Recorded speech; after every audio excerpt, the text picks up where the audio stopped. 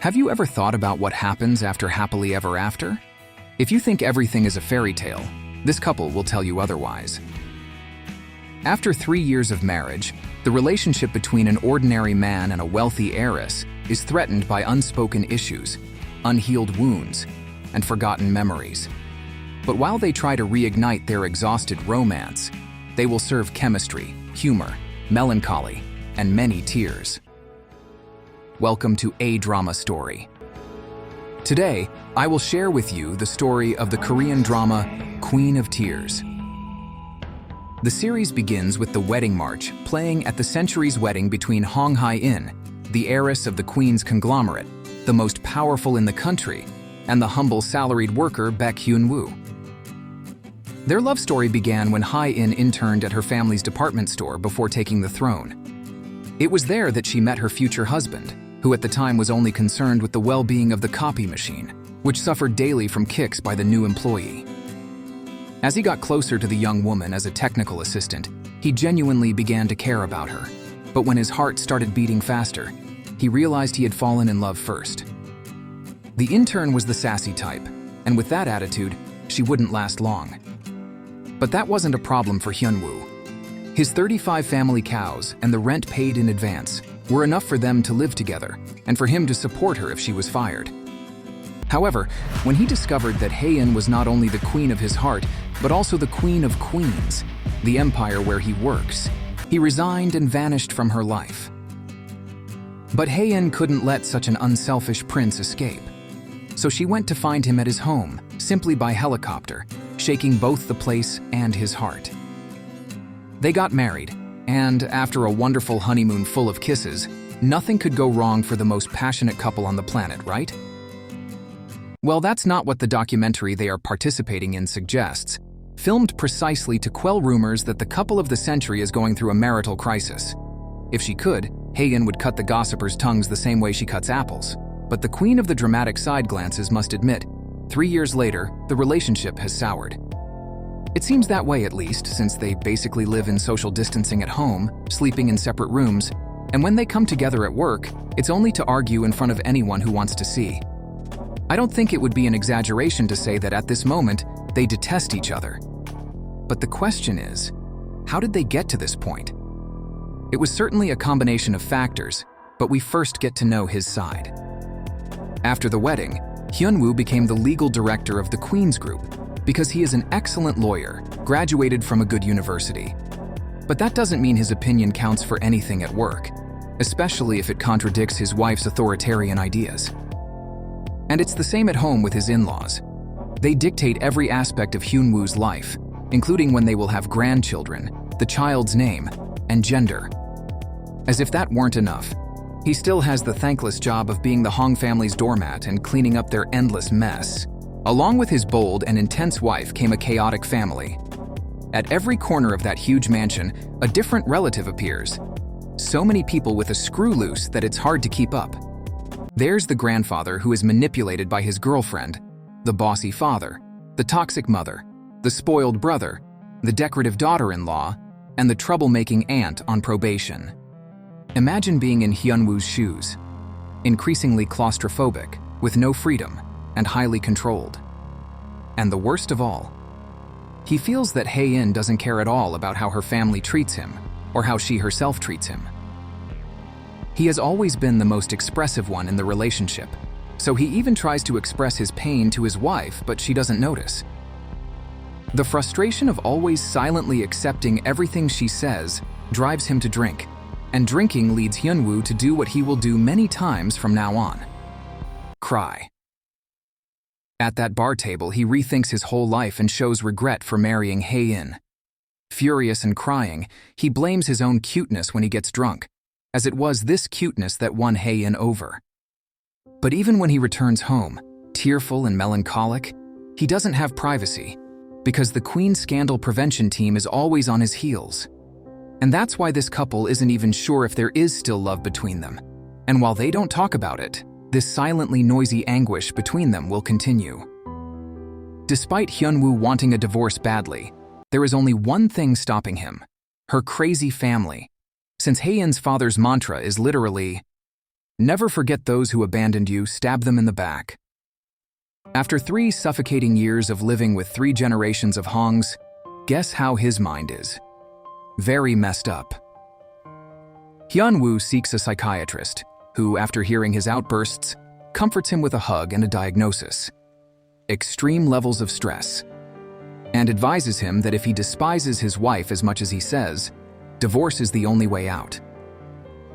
With his head about to explode, Hyun-woo leaves that heavy atmosphere and goes to the comfort of his hometown to rest a bit, indulge in his mother's cooking, and think about life.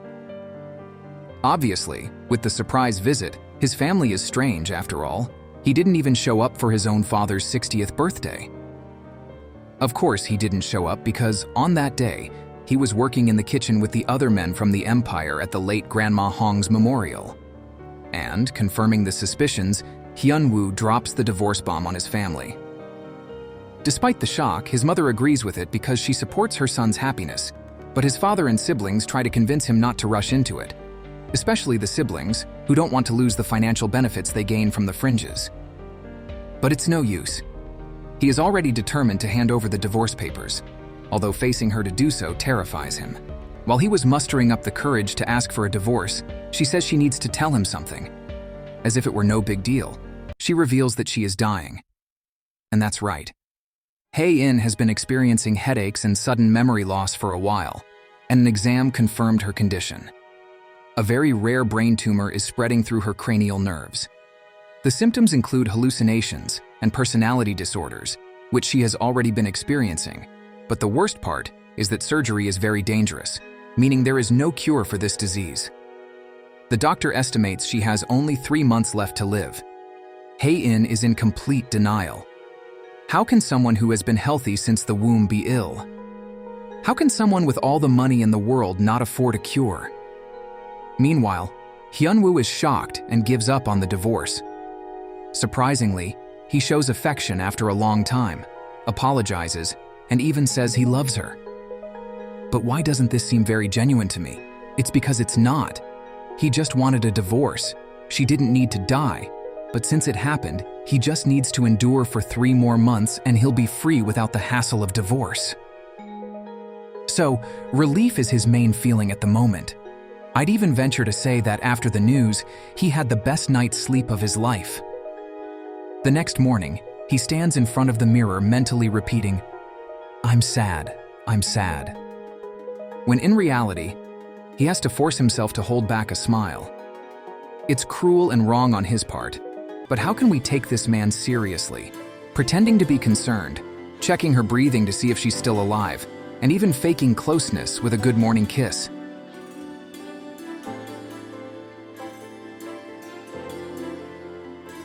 But since every story has 2 sides, it's time to see Hae-in's perspective, and that's when we realize that taking sides here is a trap.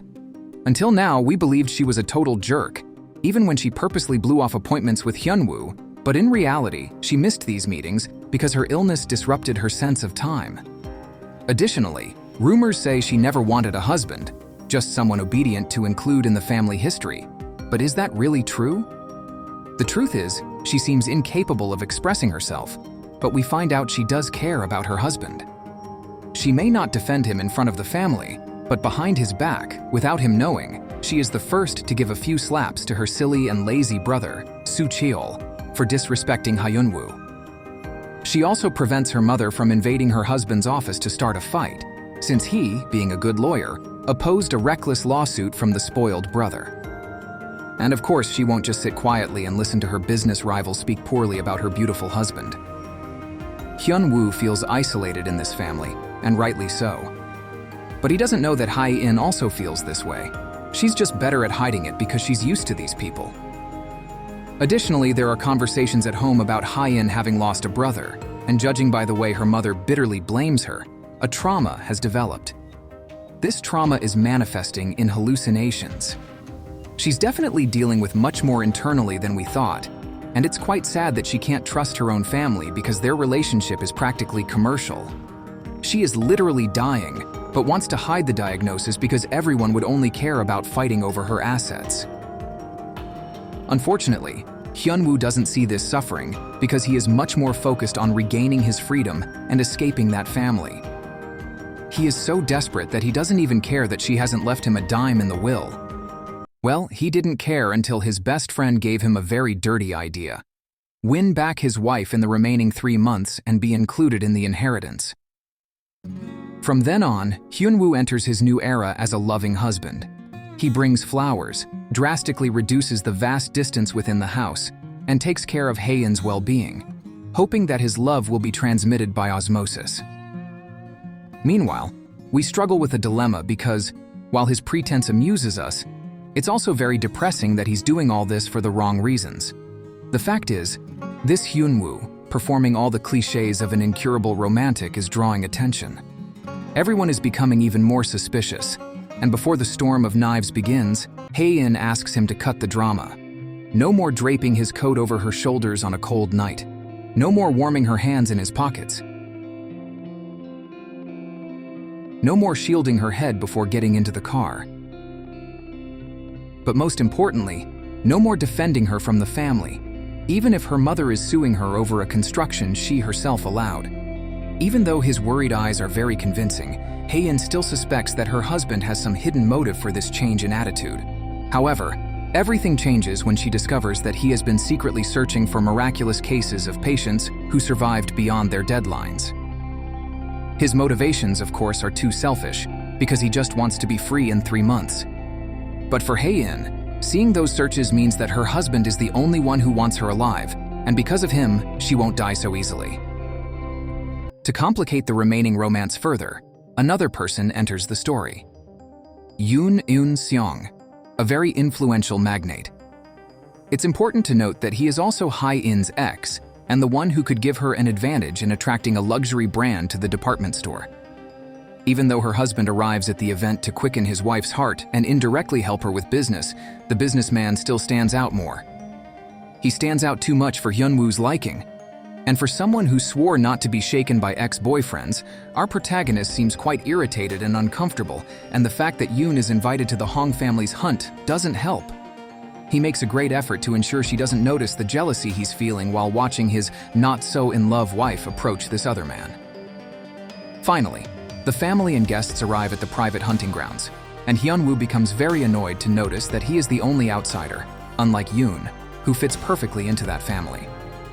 The tension between them increases when everyone disperses to the hunting areas, but while they are metaphorically in a battlefield for Hae-in, she is alone, disconnecting from reality in another foggy episode of hallucinations. But this time, some rosy memories blend in. Hae-in is back in a memory of when she first visited her boyfriend's hometown, but what impressed her wasn't the beautiful orchards, but the unlimited options of popsicles at his mother's market. Hyun-woo felt sorry for her not having the financial means to buy something so common and experiencing ice cream for the first time. Despite the embarrassment he felt saying this, not knowing that she could buy the most expensive ice cream factory in the world, his actions meant that he would always be by her side, regardless of money. And if Hae-in didn't like him until then, she definitely fell madly in love with him at that moment. Perhaps that's why this is the memory that comes to mind as she freezes from the disease's symptoms and is about to be attacked by a huge wild boar. A tragedy only doesn't occur because Hyun-woo arrives to save her from that mutant and wake her from the illusion. So now the only real thing is her look of relief and admiration. The fact that they once loved each other deeply can't be erased. On the contrary, apparently the love between them is resurging without them even realizing it. Something that even an intrusive boar like this can't interrupt. Especially when Hae-in twists her ankle, and her chivalrous husband carries her like a princess, leaving her completely disoriented while being carried in the arms of the man she loves. Later, we see Hae-in boasting about her husband's numerous skills to her family, who had always despised him. That night, Hyun-woo discovers that there's only one room available for the two of them. He even tries to sneak around so she won't notice, but it doesn't work. While he is terrified about sharing the room with his wife and nearly choking on his heart while helping her unbutton her blouse, Hae-in is also disturbed by how outrageously attractive her husband looked when he saved her life. And his casual exit from the shower just in a towel, showcasing his sculpted abs, doesn't help get that thought out of her head. Never has such a spacious bed seemed so small, even though they once perfectly shared a single bed.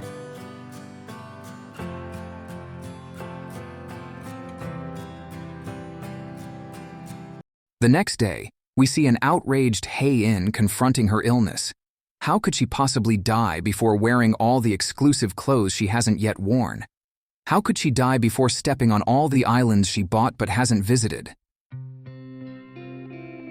It's unacceptable. But the biggest waste she would face if she dies is Hyun-woo, and she refuses to accept that thought, especially when the handsome husband has made her heart race wildly again and makes her see the world in slow motion with romantic music playing in the background as she watches him from a distance. She refuses to accept that she is completely in love with her husband and tries to disguise it by blaming the illness for bringing out her empathy for living beings, which always existed, but she didn't know how to express. Her husband's siblings are also seeking their own salvation, which means saving the youngest sibling's marriage. That's why they visit the sister-in-law to try to convince her not to get a divorce. Hae-in's tight schedule may not allow them to finish the discussion, but that nosy sister-in-law, who is eager to meddle where she isn't invited, completes the job through a message. When she discovers that the divorce wasn't even mentioned, the blunder is already done, and all that's left for Hyun-woo is panic. Now it's a matter of life or death to delete that message before Hae-in reads it. But seeing her come back drunk from a private meeting with the unbearable Mr. Yoon and threatening to stab anyone who betrays her is not a good sign. Before it's too late, Hyun-woo corners her by a tree, and all this drama over the message earns him a kiss as she decides to try new things before dying.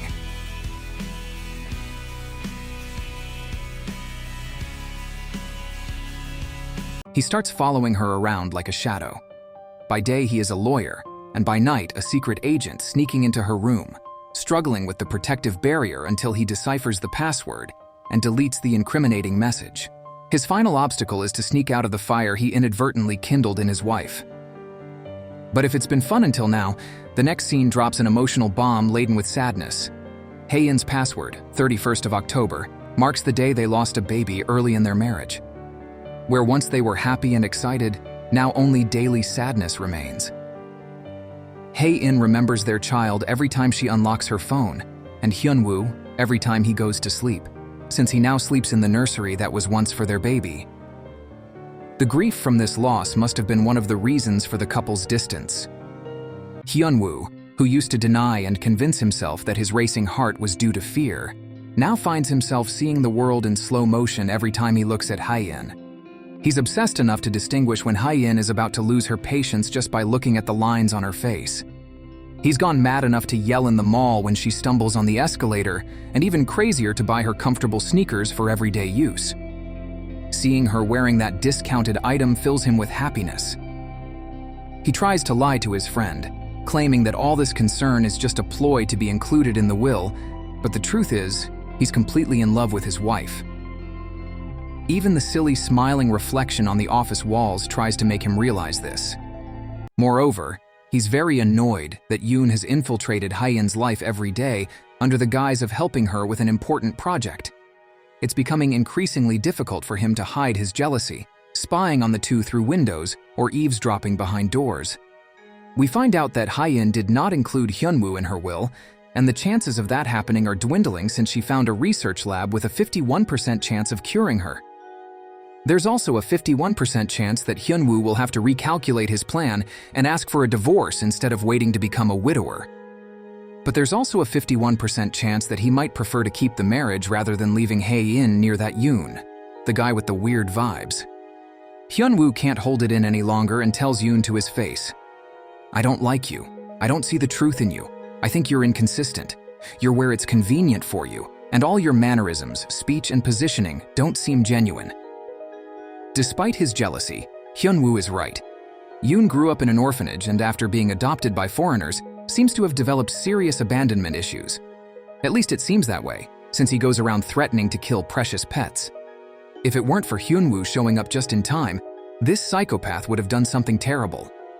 Fortunately, even without knowing what kind of frightening human being Yoon is, Hae-in is as iconic as ever. While Yoon is going with the flower, she's coming back with the cake ready. She gives him no chance to make a move on her or speak ill of her husband. Business aside, and no room for intimacy. But, unfortunately, we don't only have one villain here. Each member of this large family has their own energy vampire, scam artist, or similar. We have this woman, Grace, who is the family matchmaker and devious schemer in her spare time. She and another mysterious person work together to orchestrate that boar attack, which was no accident at all. Moreover, she promised to help Yoon infiltrate the Queen's group for a grand future plan to take down the couple of the century. And as if that weren't enough, she also exploits the family's vast wealth and few brain cells to manipulate them and turn them against Hae-in, further fueling the mother's resentment towards her own daughter. The biggest surprise, however, is discovering that Hae-in's brother's wife, who initially seemed more like his nanny, is actually a venomous snake in disguise. She pretends to be a loving, docile, and kind wife, but as soon as her husband turns his back, she vents her frustration on drinks against that talkative fool. If she still puts up with him and helps the bumbling fool become the successor to the empire, it's because she has ambitious plans to benefit herself. Last but not least, we have Grandpa's girlfriend. This peculiar woman is definitely on the villain's team. That sweet facade of not wanting anything from the president other than love is nothing but manipulation. And the loaded glance she exchanged with Yoon at one point was, at the very least, suspicious. As time goes by, the aunt with the leopard print, who was imprisoned every week, seems to be the sanest and kindest person in that family. She is the only one who sees that the girlfriend is a gold digger, but unfortunately, Grandpa doesn't listen to his own daughter. It wouldn't be a surprise to find out that the girlfriend has a hand in another family conflict. Hae-in has a paternal uncle, but he has been disinherited. Grandpa Hong and this son have been in a terrible situation for 20 years due to a misunderstanding involving alleged business betrayals, and reconciling seems impossible, despite the son's desire. With such a dysfunctional family where everyone hates each other, they don't need any enemies, as they already do enough harm to themselves. The lucky thing is that Hae-in still has Hyun-woo by her side, saving her from her own mother, who insists on hating her while pampering the other son. This hatred has to do with the death of the other son, completely ignoring that Hae-in, besides losing her brother, also lost a child and is experiencing the same pain. Hae-in confesses to Hyun-woo that she is keeping her illness a secret to protect her parents' feelings. She doesn't want to cause more problems or disappoint them again. No matter what happens, she swallows her tears and keeps moving forward. Especially when the sister-in-law sends a message asking for a favor that Hae-in fulfills. She is back in her husband's small hometown after a long time, not only to visit her in-laws, but also to support Hyun-woo's father's re-election as village chief, bringing a battalion of food trucks and empowering words. Being back brings some good memories and some not-so-good ones, especially when she comes across the old pink MP3 player in her husband's room. In a flashback, we see Hae-in during her teenage years in high school. Music was her escape from heavy moments, especially when students gossiped incessantly about her being sent to a psychiatric hospital because she went crazy after her brother's death. At that moment of physical and mental defeat, a transferred student arrived at school, none other than Hyun-woo. He helped her tend to her wounds before she left upset, leaving the player behind. They didn't meet at that time because she traveled abroad shortly after, but the fact that he kept that device means that the girl he didn't know would become his wife in the future left an impression on him. Unfortunately, the moments of calm pass quickly because the hallucinations attack again, and by the time Hyun-woo arrives, Hae-in has been missing for a while. As the sky darkens and closes around them, Hyun-woo, on his bicycle, becomes frantic in his search for his wife. The relief is evident on his face as soon as he finds her in the middle of nowhere, but his impatient concern irritates Hae-in, who hates being treated like a patient. She tries to lie, as if she had gone for a walk by choice, and this lack of sincere communication always hinders them. Fortunately this time, denial doesn't last long, because when the street lights come on and Hae-in sees his state, sweaty and worried, her concrete walls crumble. She admits to not remembering how she got there after a memory lapse, and seeing her dirty, injured, and scared, Hyun-woo also can't keep his walls up. They finally bridge that painful distance that had existed for so long with a tight embrace and tears streaming down their faces. Hyun-woo remains afraid, but now the fear is of losing the love of his life. After being embraced by Hyun-woo due to her last memory lapse, the atmosphere between the couple changes completely, and the ride to the nearest bench helps as well.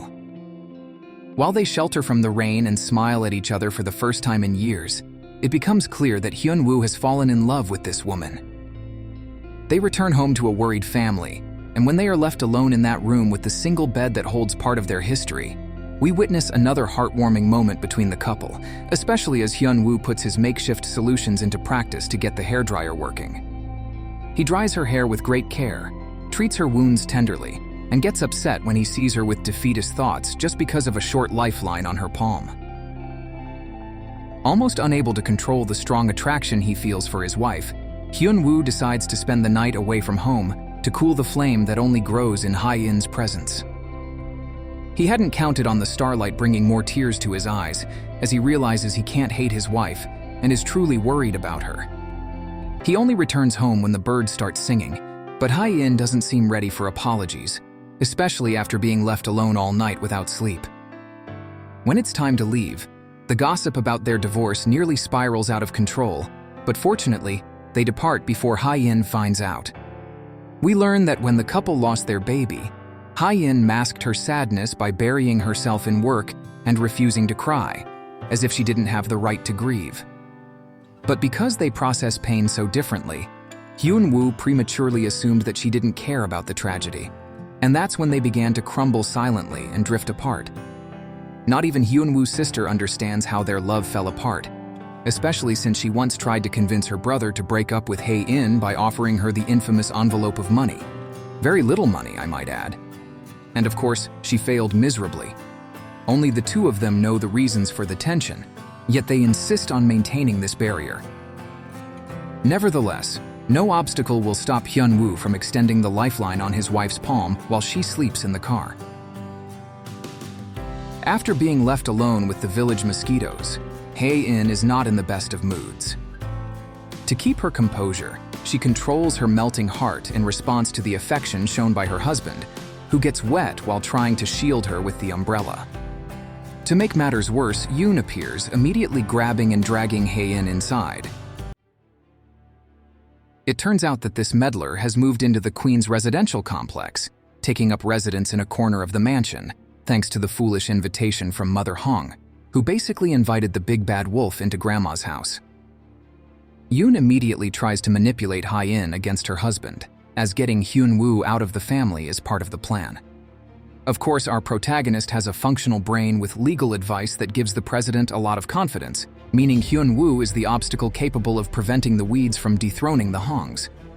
He soon realizes that something is off with the absurd idea that Hae-in's idiot brother has planted in his head. He wants to build a massive resort for the whopping sum of 1 trillion won, with Yoon helping in the negotiations. For the financial good of the family, Hyun-woo, as always, is the voice of reason and manages to delay the plans, convincing Father Hong that this is a very risky venture. So yes, Hyun-woo will be a thorn in their side, especially if he keeps bumping into this annoying guy who's full of unpleasant touches with his wife. Unfortunately, Hae-in has been feeling unwell because of her tests, and to make matters worse, the scoundrel catches her in yet another moment of hallucination and immediately sends the nosy infiltrator Grace to probe our protagonist's medical history. Meanwhile, at home, tempers flare between the aunt and the grandfather's girlfriend, revealing the true side of this woman when she resorts to physical violence. Since absolutely no one believes the aunt, not even her completely manipulated father, she has no choice but to take matters into her own hands, hiring a private detective to investigate the stepmother. But what really shakes her to the core is going to the hospital to cast her arm and overhearing Hae-in's conversation with the doctor, who informs her that her white blood cell count, which is responsible for defending the body against infectious organisms, is too low. Discovering the tumor is a huge shock, but even though she may seem out of control, the aunt is the most reliable member of the family and is genuinely sad and worried, crying alone in fear of the tragic future awaiting her niece. She even tries to warn the family that Hae-in also deserves attention and love, but as always, no one listens to her. Hae-in decides to go to Germany in search of a new treatment. Meanwhile, Hyun-woo was camping with a friend. Through his phone, he watches his wife's interview for the documentary and learns that her dream, after succeeding in the company, is to spend peaceful time with him, doing the simplest things in life together. He realizes that this is the moment she needs him the most, and as he rushes to find her, he stops running from his feelings and abandons all thoughts of divorce. Once in Germany, the treatment doesn't go as expected because her weakened immune system prevents it from proceeding. Desolate, alone, and without a cure, she seeks solace at her favorite honeymoon tourist spot. While she sits down to relieve the pain in her feet, Hyun-woo appears carrying the comfortable shoes he bought for her. He finally decides to express the feelings he's been holding back for so long, and tells her that, despite her promise never to make him cry, she did, and he cried many times in silence. In also opens up and says she would never prevent him from staying by her side and desperately wants to be with him. As they apologize, they embrace and kiss each other intensely and warmly, no longer hiding their feelings.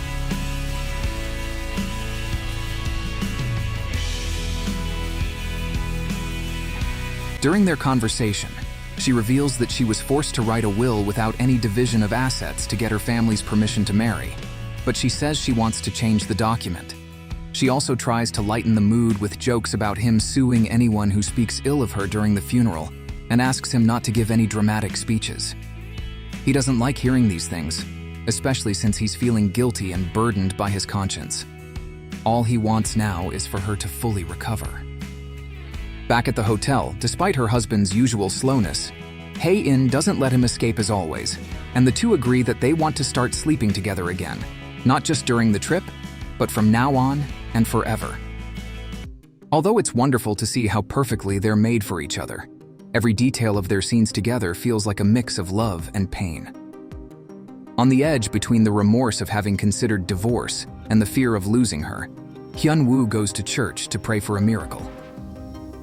Besides placing all his hopes in faith, he also donned his lawyer persona as soon as he landed in the country. He went to the medical office and threatened to sue the foreign lab if they didn't make more effort to find alternative interventions to treat the patient. Upon learning that she could try another round of tests, Hae-in feels rejuvenated, even gains some weight, and does some cute exercises to burn off the calories.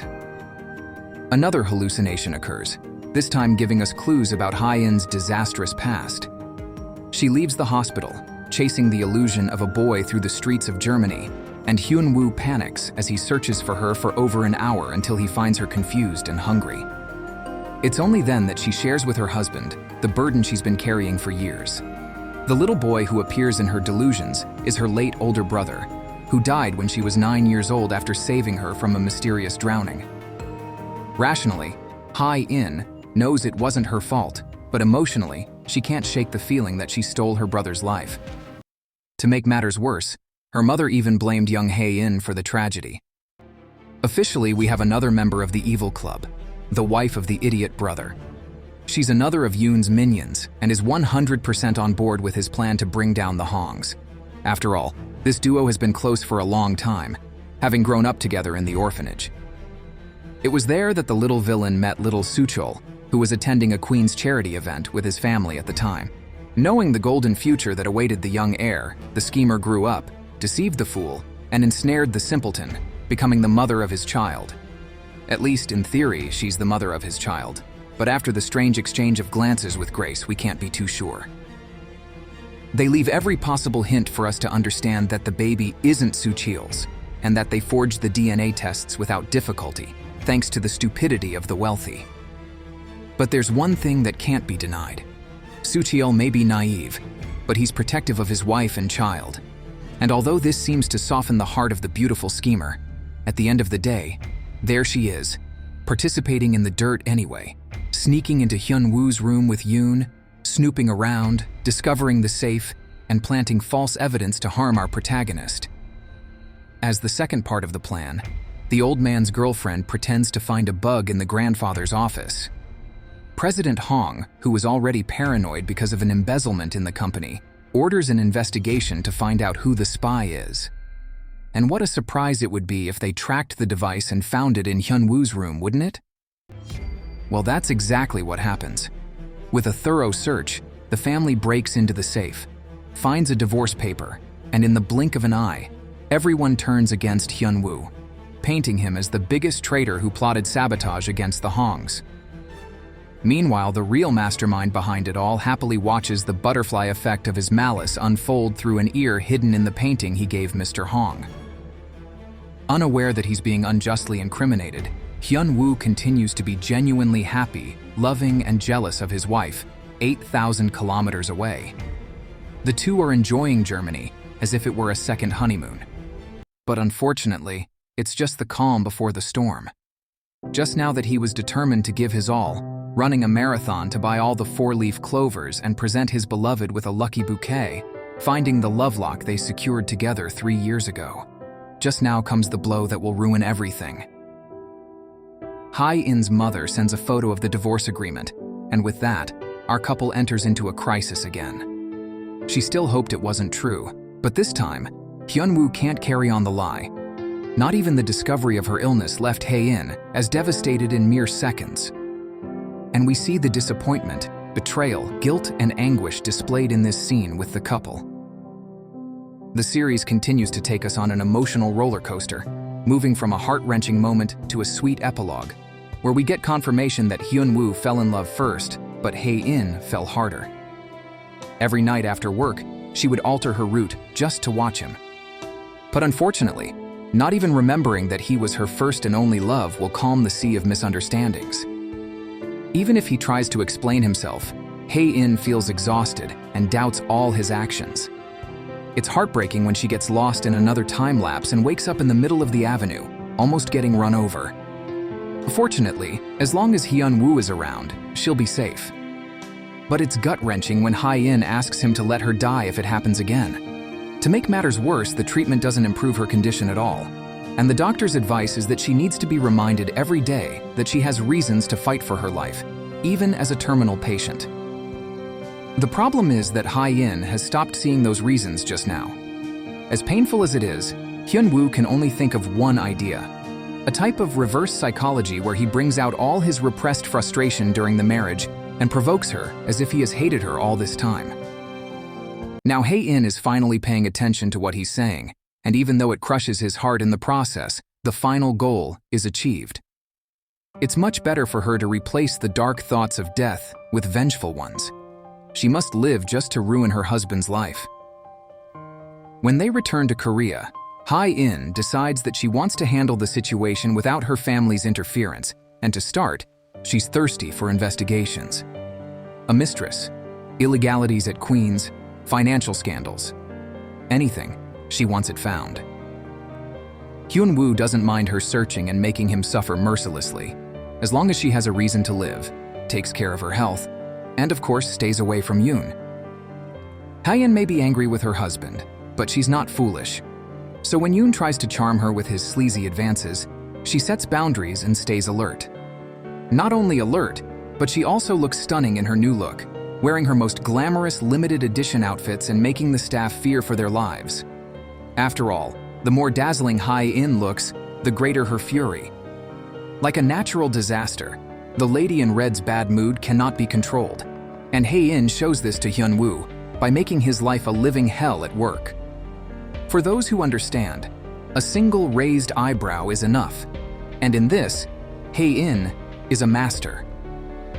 Everyone knows that her piercing glare can burn someone alive, and although they want to enjoy the lunchtime drama, both teams try to prevent the couple from crossing paths. After all, avoiding a worldwide seismic event is always wise. Unfortunately, it doesn't work, so the unsuspecting bystanders are left with no choice but to control their breathing so as not to interfere in the battlefield. Meanwhile, Hae-in's father summons his scandal prevention team, putting them to work investigating Hyun-woo's private life. They only find love affairs with stray kittens, a liking for individual booth baseball, a passion for homemade food restaurants, and many, many beautiful photos of Hae-in on his phone. The financial reports also show nothing unusual. The only thing Hae-in discovers is that her husband is donating condolence money and sending flowers to grieving employees. Now she feels triply sad, knowing her employee lost her sick daughter, remembering that her own death is near and that no one will mourn her, and realizing that her husband is a good person. Even so, she still resents him for letting go of her hand when she needed him most, and says that until her last breath, even if she loses her memory, she will never forgive him. But fate plays a cruel trick, because the next time Hyun-woo sees his wife in the rain feeding a kitten, he doesn't find the sharp woman who could cut him with harsh words, but rather the woman who loves him, who still believes she can be cured in Germany and remembers nothing of the trip. When he realizes that she has lost herself in time and in her own consciousness, Hyun-woo breaks down in tears. The fact that Hong Hae-in consoles him with a hug and a confession of love only makes his heart ache more. It's precisely at these moments that precious and forgotten memories come rushing back, and Hyun-woo remembers the day he visited an empty aquarium with his girlfriend. Without knowing that Hong Hae-in herself had reserved the place exclusively for them to be alone, he interpreted it as a sign from the universe. She wanted to surprise him and ended up being surprised by his marriage proposal. But unlike that pleasant surprise, the shock she gets now when her husband, feeling guilty, tells her everything bad that happened in the last few days is far from pleasant. Not even his tears can save him from Hong Hae-in's anger, and reliving the pain for the second time, she realizes she can no longer delay the divorce. When she said she wouldn't make it easy for him, she wasn't joking, because she simply hires Vincenzo Cassano for a side gig as a divorce lawyer. After hearing about the mafia boss's reputation, Hyun-woo is terrified, thinking they're going to blow his head off on Hong Hae-in's desk. But Vincenzo is calm. He's now a family man and is only there to negotiate the official terms of the separation. When Hyun-woo agrees to whatever they decide for Hong Hae-in's sake, even Vincenzo gets emotional. Returning home after yet another horrible day, Hong Hae-in remembers when Hyun-woo showed her a beautiful sunset on the subway, which comforted him in difficult situations, and that's why she now does the same, retracing all the paths her ex-husband has taken to see if she can understand him. But fate leads her to a moment where the two of them are in the same restaurant, back to back. Unlike what she expected, Hong Hae-in doesn't hear him celebrating the divorce with his twisted-minded friend. On the contrary, she finally understands the point of view of the great love of her life.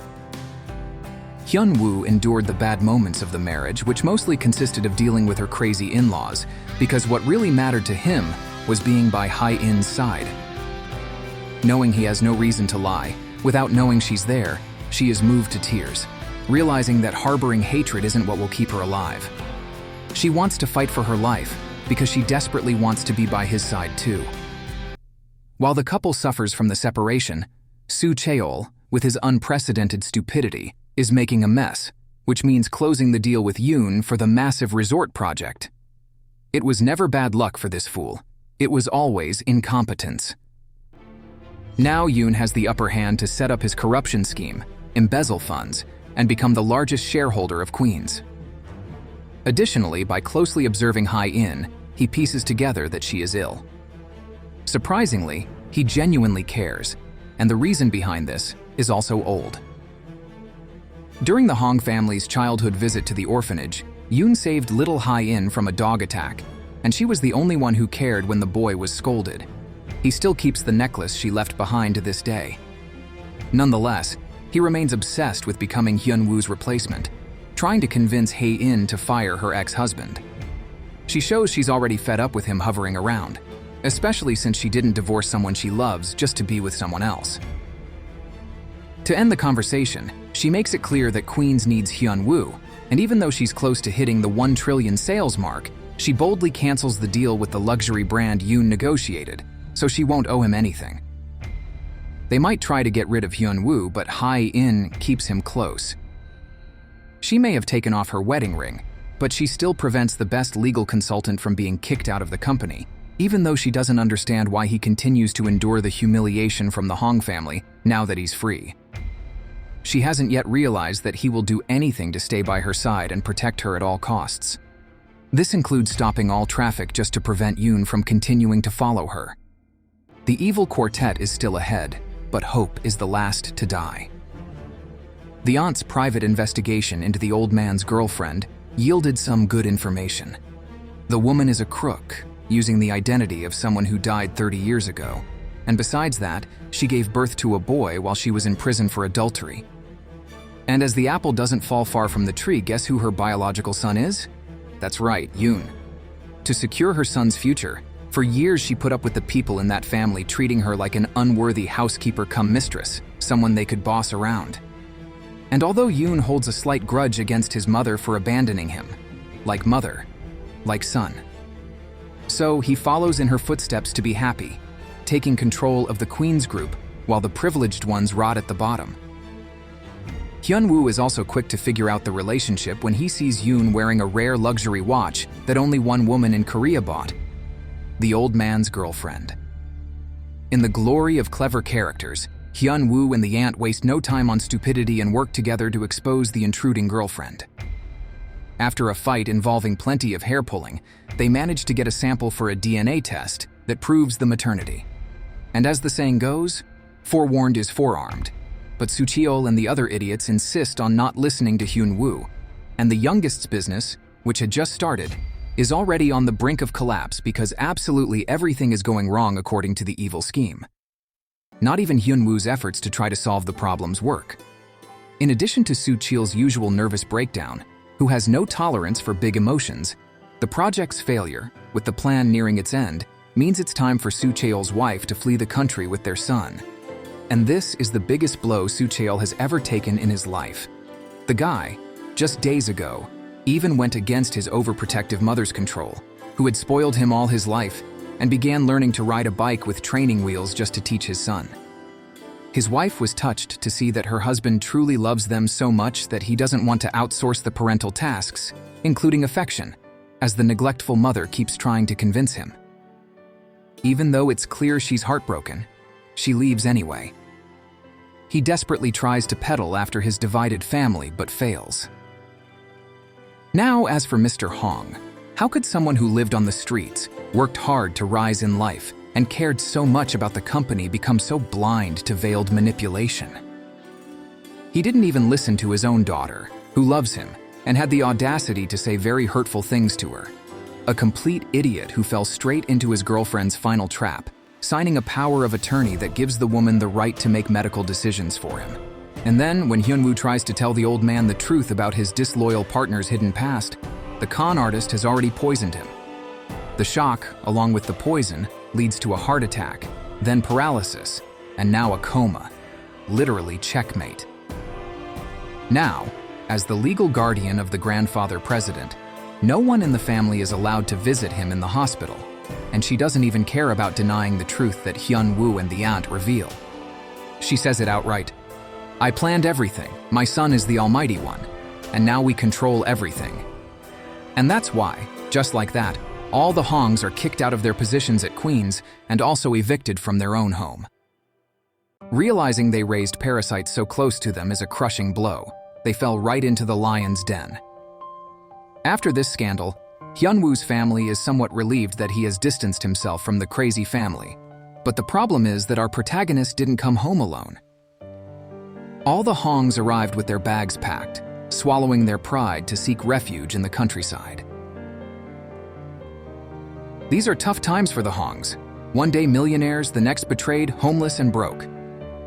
If they were once photographed in moments of glory, now the photos are taken for mockery. But as long as Hyun-woo and his van are in the game, the homeland will be saved once again. This doesn't change the fact that they were tremendously naive, and because of that, their properties were seized and their bank accounts frozen. As a result, they'll have to go to the home of the one they most refuse to listen to. Mama Hong and her arrogance are already being received with the left foot, in a way that's a little brown and smelly, with or without manure. It's in this place that she'll learn about humility, even if it's in the arms of her co-mother-in-law. Just imagine, two completely opposite mothers who haven't had a good relationship since their children's wedding and have been exchanging barbs for the last 3 full years. On one side, we have a caring mother who protects her son at all costs and has always supported the couple's happiness. On the other, we have the neglectful mother who freaks out when her spoiled son scrapes his hand but turns a blind eye when it comes to her daughter, who's starved for care. So, they better get used to each other, because everyone will need to live together as one big happy family, who only don't fight over every little thing, because Hae-in finds a way to keep these brats in check. Knowing the family she has, Hae-in feels uncomfortable accepting help, but Hyun-woo's request convinces her. If they're going to be unhappy, they might as well be unhappy together, at least until the dust settles. But for that to happen, there's one condition. They must act like the newly separated couple they are. Even while trying to fool themselves about their feelings, the ex-couple spends the night typing and erasing messages, worried about each other. In her room, Hae-in realizes she owns the pink MP3, but what was supposed to be a cute moment of soulmates discovering they're destined to love each other turns into yet another misunderstanding because a panicked Hyun-woo prefers to lie to avoid making her jealous and pretends he doesn't remember if the MP3 owner was pretty. He confesses to his friend that he vividly remembers, after all, that Fragile Girl was his first love at first sight, and he's sure he'd immediately recognize her if he saw her again, which, obviously, hasn't happened. While we're still waiting for the epiphany moment, we can enjoy watching the cute way he takes care of her in the morning, with that loving gaze as he tends to his great love. While the two of them have each other to get through this crisis, the rest of the family realizes they're completely alone. All the friends and influential people have turned their backs. Father Hong, at least, manages to vent with the farmers and drown his sorrows in alcohol. But things are terrible for Soo-cheol and the neglectful mother. They don't know it, but they're basically in a competition over who's suffering more after being forcibly torn from their luxurious life. After being forcibly pulled from their bubbles, who's the winner? The one who's never seen a bathroom without a bathtub and is on the verge of fainting because he has to use someone else's ancestral towel? Or the one who hates swapping dirty high heels for leather sandals, complains about the lack of Spanish beds, and can't even go to the salon without suffering from malicious gossip? I think the fool wins this competition because he has another aggravating factor, his wife being part of this mess. Now he knows she lied about many things, like being 5 years older, which Soo-cheol used to consider an abomination in the past. She also lied about him being the biological father of the baby. Even after reading the letter where she despises him for being a spoiled rich kid manipulated since childhood, it's not the betrayals that devastate him, but the fact that his wife ran away without taking him along. At least Hae-in is there to console him.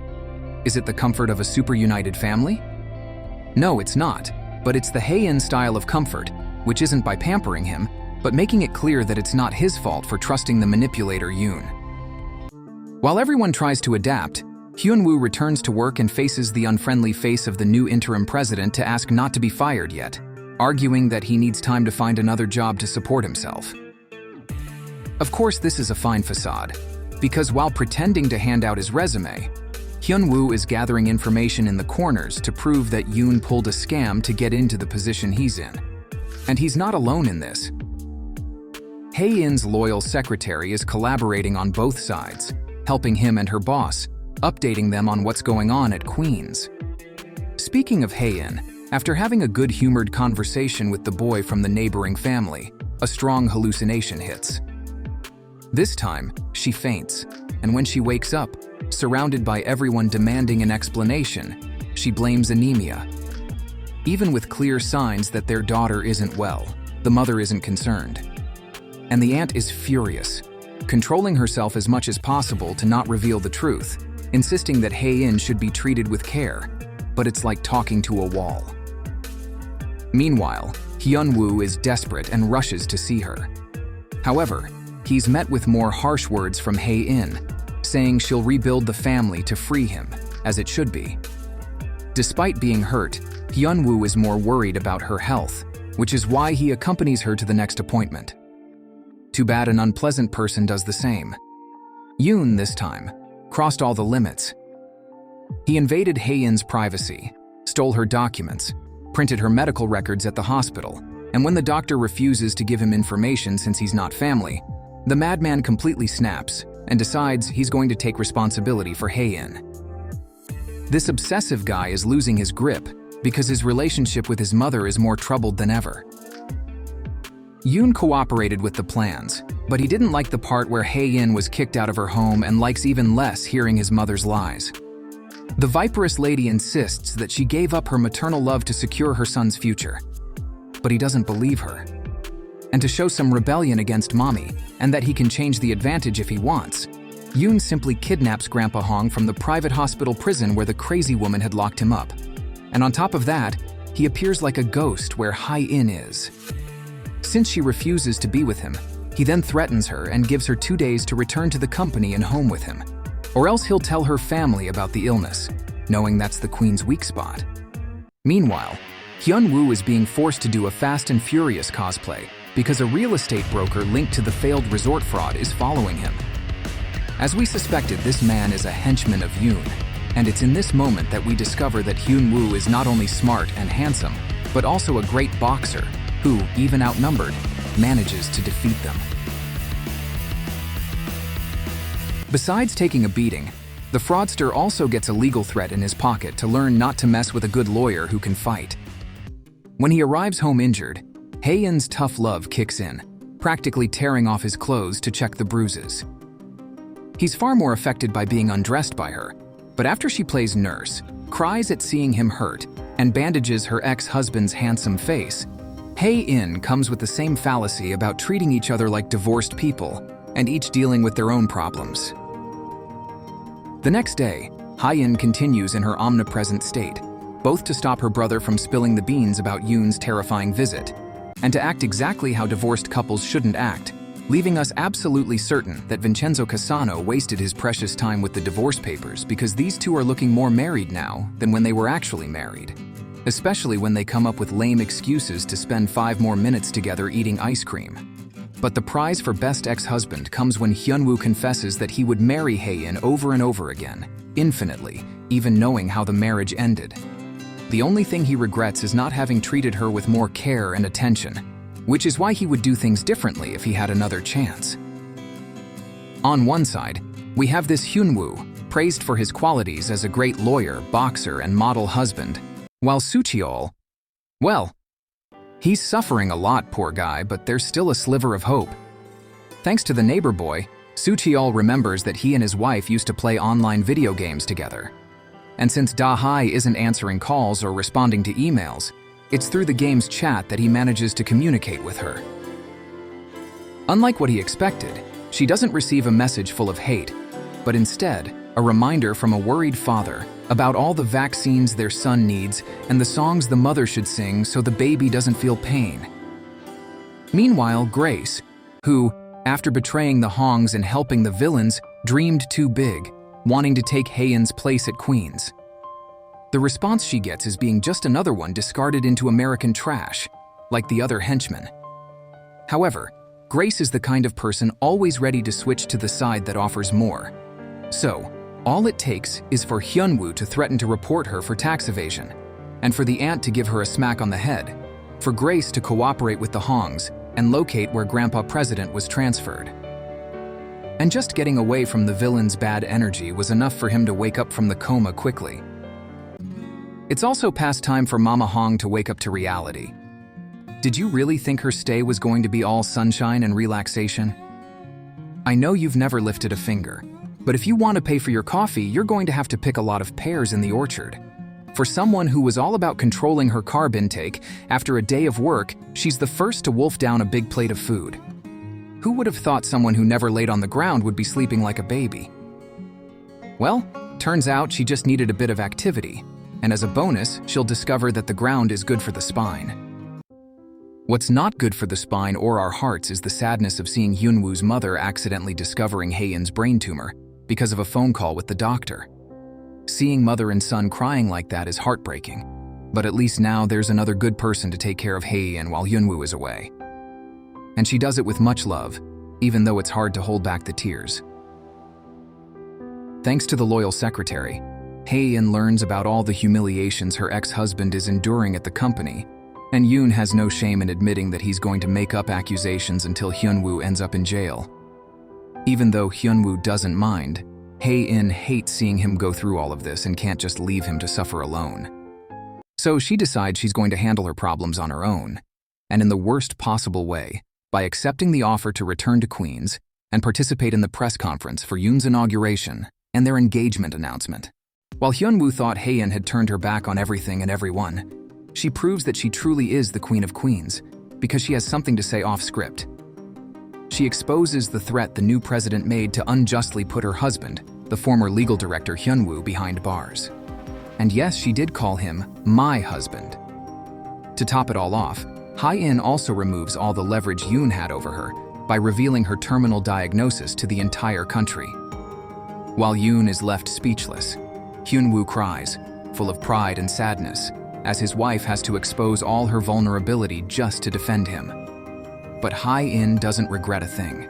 She will do anything for the man who once protected her from annoying superiors, promised to show his charming softness only to her, and, just days ago, used that same charm to confess his love from behind the door, not knowing that she was listening and getting emotional alongside him. This public decision was her way of saying, "I love you too." While all eyes are on her, she only has eyes for one person. Hyun-woo and Hae-in only break their emotional gaze when she faints in front of everyone and is rushed to the hospital, causing collective panic, especially from those who had no idea of the bombshell revelation weighing on their regretful hearts.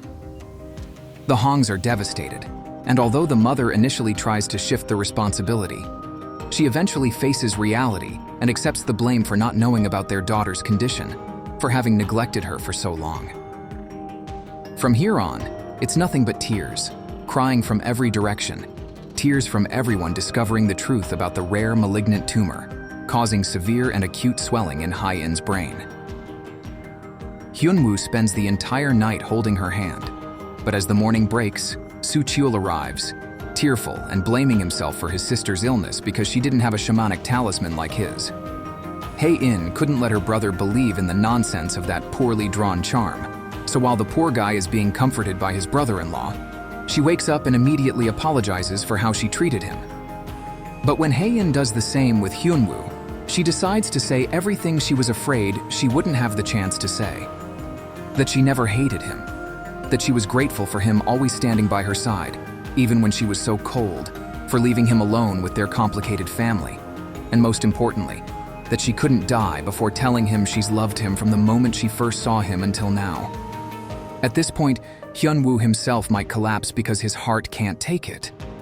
Despite how beautiful her declarations are, he refuses to believe she's saying all this just to leave this world in peace. That's why he threatens her. "You'd better stay alive, or I'll give up on myself." He will never accept her death. Seeing Hae-in awake brings immense joy to both families, but her mother isn't with the others because her cowardice speaks louder.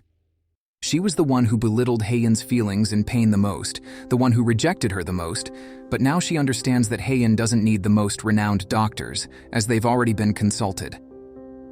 What her daughter needs is support, affection, and not to be the punching bag to relieve her frustrations.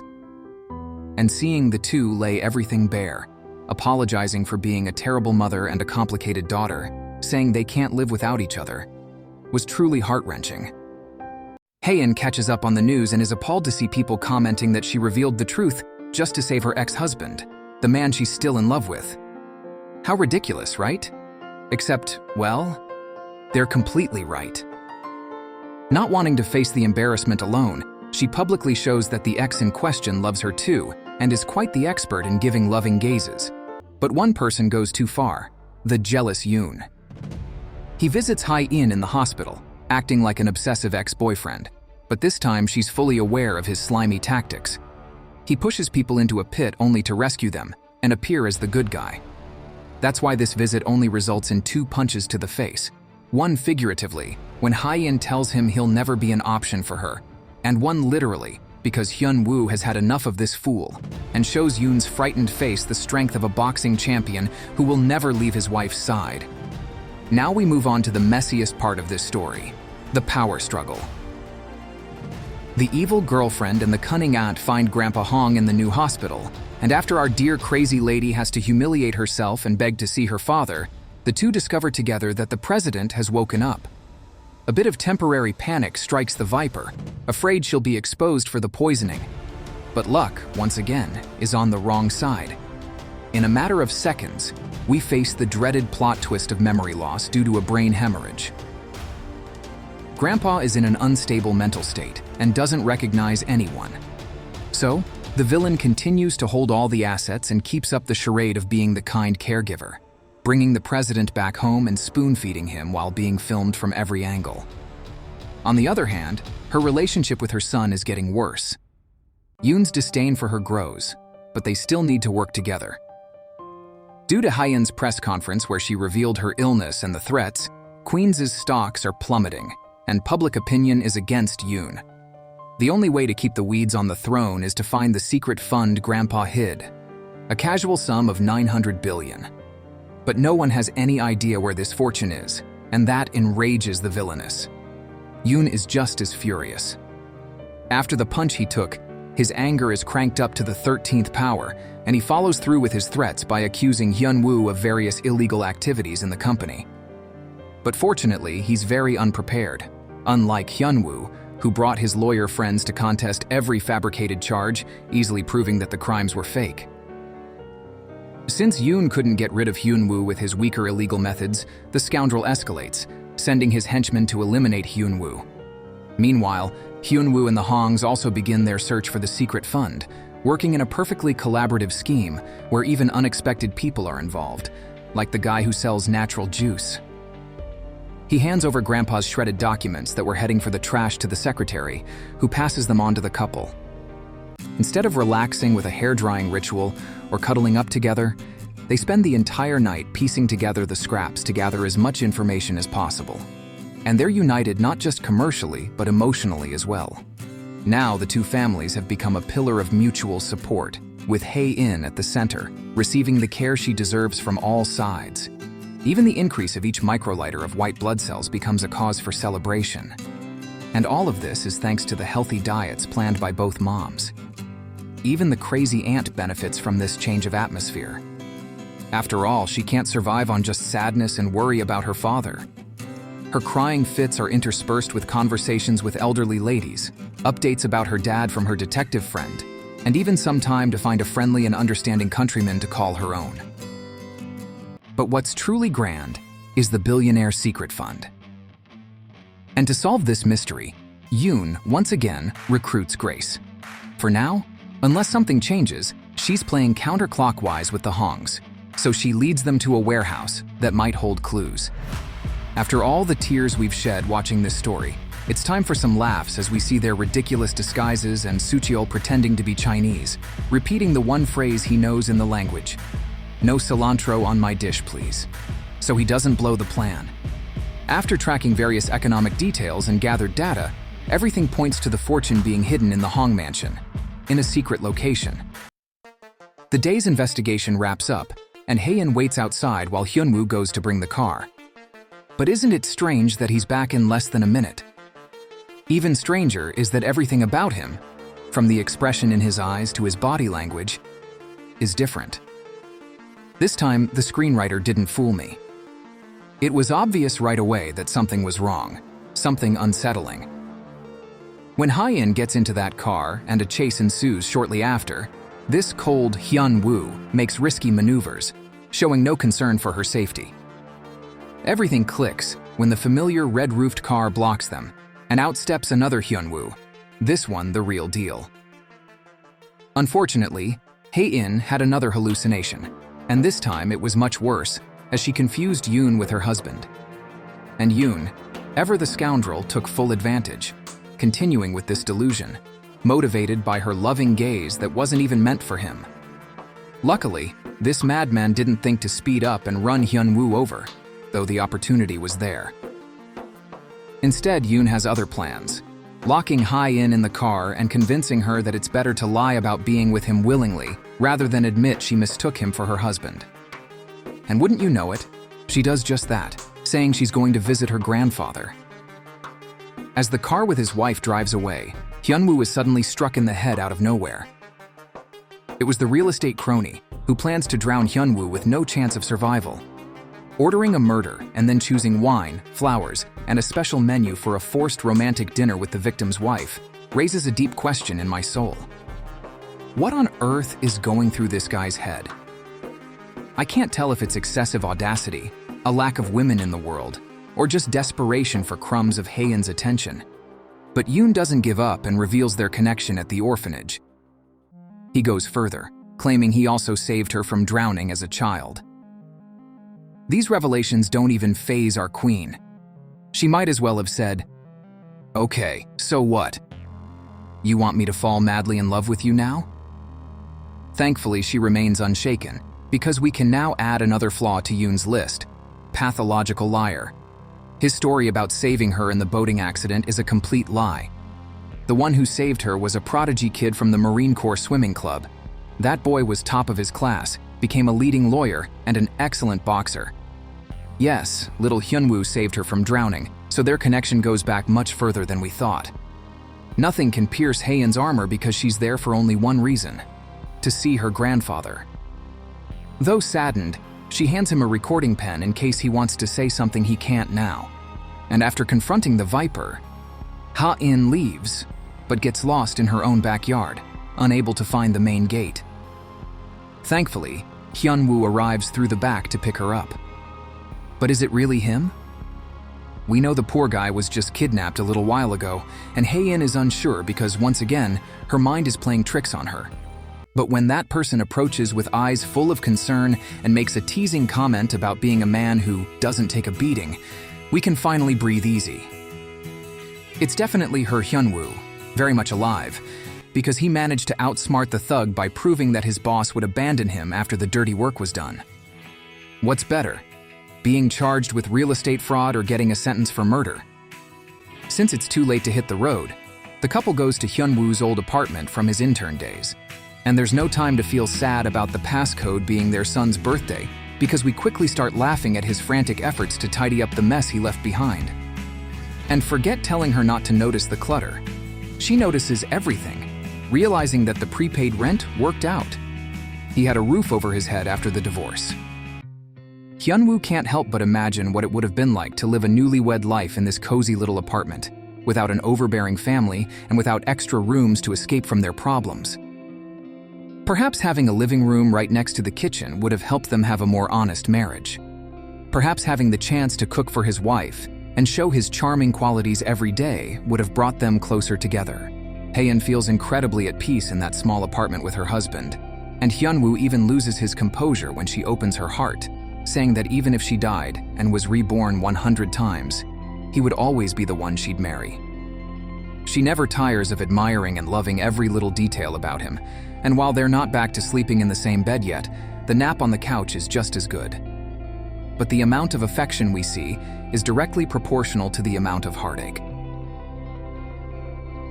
When they stop to watch the sunset on their way back to the village, Hyun-woo hands Hae-in a ring to rescind the divorce. But she breaks our freshly mended hearts by turning down his proposal. She confesses that she mistook him for Yoon, and based on the doctor's warnings, her symptoms could quickly escalate to sensory issues and speech difficulties. When that happens, she doesn't want him by her side, as she can't even trust her own memory. If we're crying at this moment, a few minutes later that same ring has us laughing, because Hae-in tries it on at home, as if nonchalantly, just as Hyun-woo shows up to take the jewelry back to the store. Since he can't return an empty box, she claims she was just analyzing the design trends. Despite the awkwardness, this ensures the gift stays with her a little while longer. At the Hong mansion, the delusional mother can't stand seeing her son suffering after what seems like the millionth rejection. And as a form of comfort, or at least that's her intention, she offers to take care of things for him. After all, it wasn't a coincidence that the people who mistreated him throughout his life, whether it was his adoptive parents or even the orphanage director, tragically died under mysterious circumstances. It was all her doing. It's her twisted way of showing she loves him and proving that she's not a negligent mother. She won't stand idle if anyone gets in the way of her son's rise to the top of the world, not even Hae-in. Even Yoon is horrified to realize that she's the real psychopath villain. Meanwhile, in the US, Da-hai has been worried about Soo-cheol for days. She even called Yoon, to no avail, to ask for anxiety meds for her abandoned husband. But right now she should be worried about herself, as a nasty guy shows up at her door. The baby's biological father, an aggressive abuser. Besides fearing for her life and her son's, she's also terrified because this creep is scheming to get Soo-cheol arrested. Almost as if sensing the incoming trouble, Soo-cheol teams up with Hyun-woo's brother to learn boxing. He's tired of being humiliated and is willing to take a few punches to the nose if it means defending himself and his family.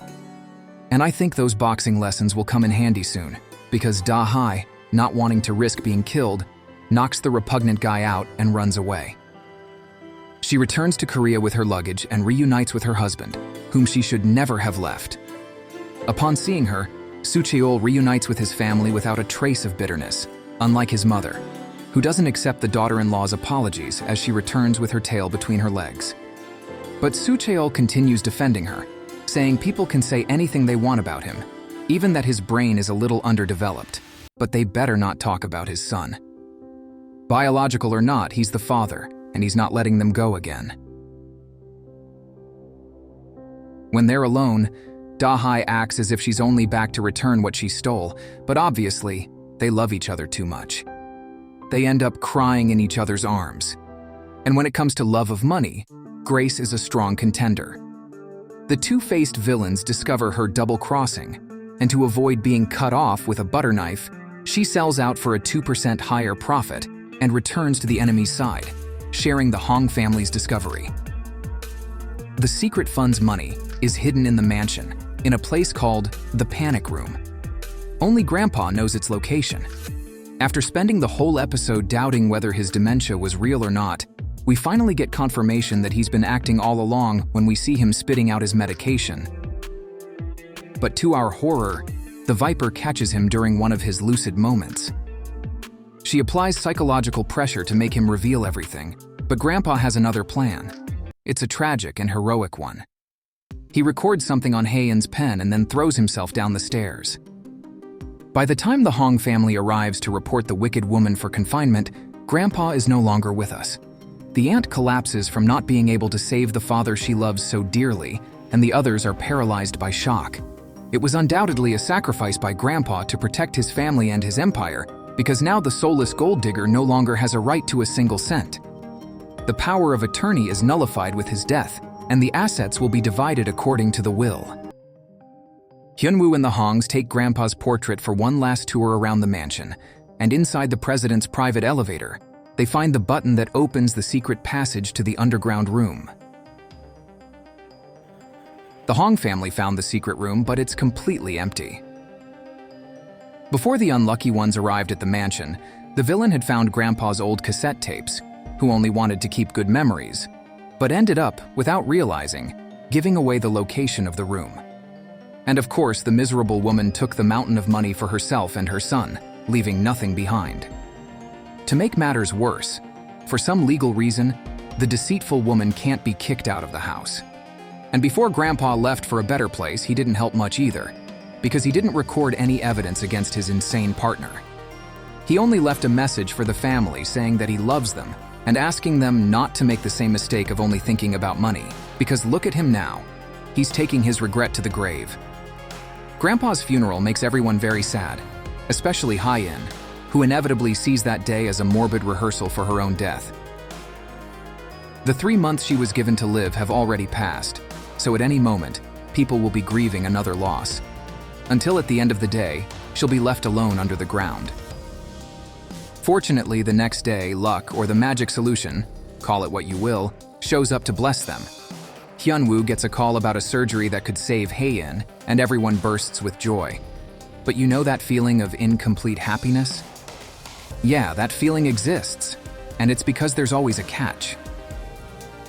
The risk of this surgery is memory loss.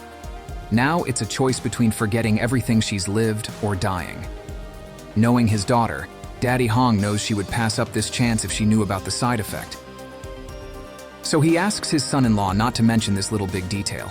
Once again, Hyun-woo is caught in a tough spot because he knows it's Hae-in's decision. But who said he has the courage to crush her happiness? The woman is crying tears of joy for the chance to be saved, so he doesn't have the heart to destroy that. For now, he carries this burden on his shoulders, but at least getting back to sharing the single bed lightens things up a bit. The way he caresses her so gently, and the almost velvety way she wakes him up with a little tap on the chin, making them create more beautiful memories together. The news was so good that Hae-in even changes her personality, finally giving in to her cute side, suggesting something new, like a couple's trip to create more good memories together. Hyun-woo arranges everything with the utmost dedication, and Hae-in also takes advantage of the happy mood to solve a few mysteries. The first secret she reveals is that she's the owner of the pink MP3 player, and Hyun-woo is amazed to discover that the Cinderella of the lost player, who never left his mind, turned out to be his wife. True soulmates, destined. Unfortunately, the cute trip also carries a melancholic vibe, because Hyun-woo knows he'll be the only one to remember the memories they're creating at that moment. Hiding this from Hae-in is very, very hard. But they promise they'll live an optimistic future together after the surgery. And you know, right? Pinky promises aren't broken, especially after accepting the withdrawal of divorce ring. Hae-in ends up participating in Korean traditions with the women of the village and discovers a superstition that says if you paint your nails with balsam plant dye and it stays colored until the first snow of the year, your first love will come true. It's funny to see Hyun-woo burning with jealousy because of Hae-in's excitement about surviving another winter and seeing her crush, the first love of her life, without him knowing that it's him. The family gathers to decide their paths. Soo Cheol is on his independent man project and decides to stay in the countryside and find a place for his family. And Hae-in also chooses to go to her husband's apartment instead of returning to the mansion. The truth is that everyone liked the countryside, and staying for another lunch is very tempting. But at the end of the day, everyone goes their own way. And when they arrive at their new home, the two exude a newlywed vibe. At dawn, we see them in their pajamas, cozy in the morning, unable to stay apart for even 5 seconds, and doing all the things normal couples do, like going to the movies and collecting happy memories and cute photos. It gives us the feeling that we're not watching a Kdrama, but a documentary about their real married life. During this time before the surgery, Hae-in also goes shopping at her own company's stores with her assistant friend and takes the opportunity to make new plans for when she returns. No more seeing customers as just crazy consumers. They deserve to be treated more humanely. That's why she's investing in the Christmas decorations at Queen's, because she wants the environment to also be a place of comfort. She just didn't expect to be the first to experience this feeling, because Hyun-woo surprises her with artificial snow to fulfill his wife's wish. And of course, he's still bothered by the story of Ha-in's first love, the one from the bus. Remember? Even though the clues are obvious, it takes Hyun-woo a while to realize that he's the first love in question. But when he does, he becomes the happiest man in the world. Fearing that the disinherited uncle might become the largest shareholder, Yoon moves the secret fund account to buy more shares. And that's exactly what our team wants. Because then, Hyun-woo can gather evidence and accuse him of embezzlement and other violations. It's a good plan. A great plan, to be honest. But there's a small detail that could ruin everything. And that's when we find out that the scammy doormat and real estate agent has died, almost certainly on Yoon's orders. Moreover, thanks to Grace's big mouth, the scoundrel finds out about Hae-in's surgery. Just from the way he quietly talks to Hyun-woo and leaves no trace of Hae-in's beloved husband at the mansion, we already know that nothing good is coming. The jerk is excited about the idea of Hae-in losing her memories, because then he might have a chance with her. This guy is so obsessed that even his own mother can't stand his sick obsession anymore. But he finds a way to blame his mother. He would never have fallen in love with Hae-in if his mother hadn't been obsessed with the Hong family. Turning his back on her and following our protagonist couple to Germany is the dumbest and most selfish thing he could do. It's like he doesn't even know his own mother. Contradicting her at this crucial moment of the company takeover is terrible, because now she and her psychopathic instincts won't let it go. Moments before the surgery in Germany, the couple is enjoying a moment of laughter over an imaginary raccoon, the last secret she had to tell. But when he decides to reveal what he's been hiding from her, the risk of the surgery, the tears come uncontrollably. It was the right thing to do, unquestionably. Hae-in deserved to know. But even so, it's as if the ground opened up beneath her feet. Hae-in hates having to choose the lesser of two brutal options: dying or losing her memories. And as expected, she decides to call off the operation. Hyun-woo then falls into despair and begs her to choose life, promising that he will never let the memories fade away. And he wasn't lying when he said that. It's exactly for this reason that, days ago, back in the apartment, he recorded a video introducing himself, in case she forgot him. While stumbling over his own words, mixed with sobs, he assured her that they would be together because they are destined to love each other. However, Hae-in knows nothing about this and remains firm in her decision. To her, being alive means appreciating memories and drawing strength from them to keep going. The lavender field is a perfect example of that. The place is special only because she remembers the happy moments they spent there on their honeymoon. Knowing that it will soon become just an ordinary place is very, very painful. In Korea, the spark of happiness is also shattered when the families discover the omitted details. And even though they gather in a video call to try and convince Hae-in to go through with the surgery, none of their logical or emotional strategies work. In the end, everyone breaks down in tears because, against facts, there are no arguments. What is life without the memories of the people you love? That's why Hae-in wants to protect the precious memories of loving and being loved until her last breath, even if she can't survive. But Hyun-woo, with his crushing embrace, can't accept that. He will never let her go. And amid so many torturous tears, we see Hae-in begging her husband not to make her want to live because she won't recognize him and won't be the same. On the other hand, Hyun-woo is promising that they will fall in love again, even if she doesn't like him when she wakes up from the surgery. Since crying until his eyes turned red wasn't enough to change Hae-in's mind, Hyun-woo shifts his tactic. And we go from an intense, tear-filled moment to Hae-in getting jealous of foreign women eyeing her husband's flexed muscles. Hyun-woo's goal is exactly that, to make it unbearable for Hae-in to leave him behind. Unfortunately, to spoil the mood, we always have that creepy figure following them with horrifying eyes. But more evil than him is his mother, who follows through on her threat to eliminate the obstacles in her son's way. She sends a present, a big, unstoppable one, to Germany. Despite the hefty check she received, Grace's conscience gets the better of her, and she subtly warns Hyun-woo that there's danger nearby. But it's already too late. Stunned and horrified, he watches as the cursed truck plows into the car they rented. The fear is so overwhelming that he punches through the burning windows, but when his hand becomes bloodied, Hae-in's voice echoes behind him. To our relief, she had stepped out minutes before to gather more lucky leaves, so she's safe and sound. Seeing how Hyun-woo crumbles at the mere thought of losing her makes Hae-in realize that her husband wouldn't be able to live in a world without her. 3 years ago, on their honeymoon, he had already told her this. It was even curious when only Hae-in saw an old man bringing flowers to his wife's grave.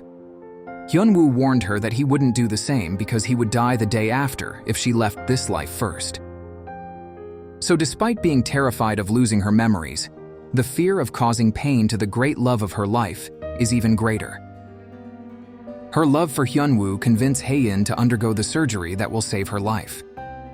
After this whirlwind of emotional weight, it almost feels awkward to see the same mistakes being made again, with Da-hai being threatened and once again abandoning her loving husband. Going to an amusement park to spend a day as a happy, caring family, only to leave this wonderful dad in the depths of despair by ditching him all over again? The guy is there humiliating himself in the lost children's booth, announcing himself to call her back. And yes, she does come back, and it's emotional, I won't deny that. But we still have things to resolve in Germany, so let's get back there. In one last hallucination, Hae-in frees herself from the burden she's always carried when she sees her brother say goodbye, this time happily. And that's how she goes to the hospital to spend her last night with Hyun-woo before the surgery. There, she encourages her husband to air some complaints after all. She won't even remember soon. It's their way of balancing our emotions. Some tears, some comedy. When he comments on her sudden changes of heart and that fiery temper, but that same frowning brow is part of the things that make him love her. After thanking her for the decision she made, Hae-in hands him a little notebook of important notes, which is to be returned to her as soon as she wakes up. Hyun-woo promises to be the first person she sees after surgery, since our girl will wake up like a newborn, innocent. And when she enters the operating room, what a painful scene. Hyun-woo breaks down because he's had to stay strong in front of her this whole time. But the truth is he's terrified. A few stressful hours later, the surgery goes well. And just when Hyun-woo thinks he can finally breathe, Interpol shows up to arrest him for the murder of the scammy henchman. To make matters worse, the one responsible for the setup announces himself as Hae-in's guardian, while Hyun-woo is thrown to the ground and handcuffed. Yoon even finds a way to prevent her parents from leaving Korea due to the embezzlement investigation at Queen's. Now Hae-in is completely at the mercy of this madman. Speaking of her, while all this misery unfolds, each of her memories is metaphorically burned away until her mind is completely blank. The first thing she sees when she wakes up is the creep smiling at her. But to cleanse our souls, do you know what her first words are? Baek Hyun-woo.